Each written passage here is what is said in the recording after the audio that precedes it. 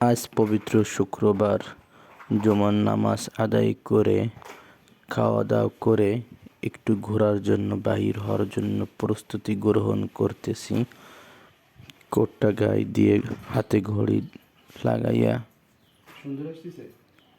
চশমাটা চোখে দিয়ে ঘোরার নিয়তে বিকেলবেলা একটু ঘুরতে গেলে মনটা অনেকটা ফ্রেশ হয়ে যায়, মন দিল ভালো হয়ে যায়।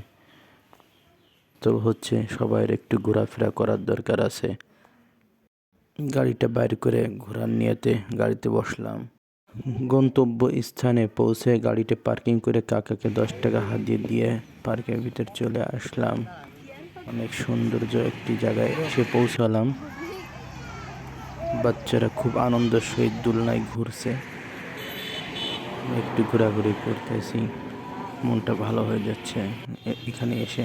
সুন্দর বাচ্চাদের হাতে মোবাইল না দিয়ে তাদেরকে প্রকৃতি কিছু দেখান, তাদেরকে তারা ভালো কিছু শিখবে আশা করা যায়।